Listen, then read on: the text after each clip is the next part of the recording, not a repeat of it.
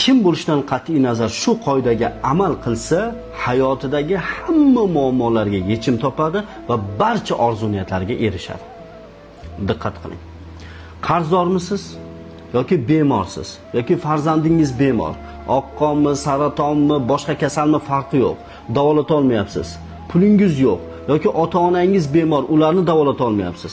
Yoki ota-onangizni umraga, hajga jo'nataman deb niyat qilgansiz, lekin olib bora olmayapsiz, imkoniyatingiz yo'q. Yoki qorningiz to'yib ovqat yemayapti.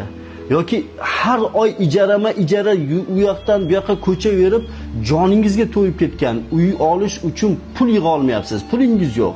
Ijara yurib xunob bo'lib ketgansiz. Yoki avtomobil olaman deb niyat qilib necha yildan beri pul yig'ayapsiz, ola olmayapsiz.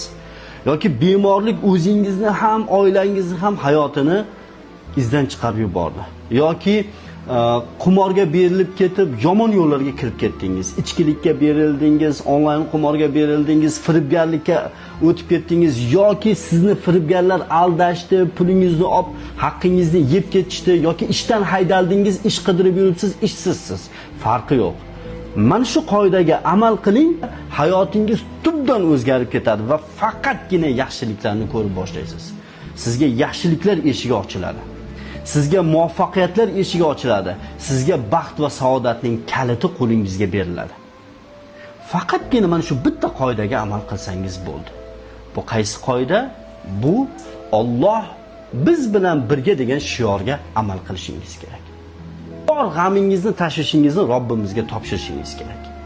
Yaratgan egamga topshiring va tabassum qiling. Unutmang, peshonangizga yozilgan narsa aniq keladi.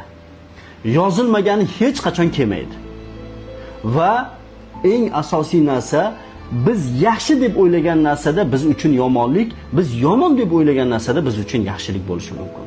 Va hammasini yaxshi tomonga o'zgartiradigan yagona narsa bu ham bo'lsa Alloh biz bilan birga degan qoidaga amal qilish. Bu qoidaga amal qilish uchun nima qilish kerak desa, chin dildan amal qilish uchun ma'lum bir bilimlarni egallash kerak va bu bilimlar Fozil Muhammad Odil tomonidan Alloh biz bilan birga degan kitobga jamlangan. Shu kitobni o'qib chiqing, xoh ishoning, xoh ishonmang farqi yo'q. O'qisangiz bo'ldi. Hayotingizni tubdan yaxshi tomonga o'zgarganiga o'zingiz guvoh bo'lasiz. Alloh biz bilan birga.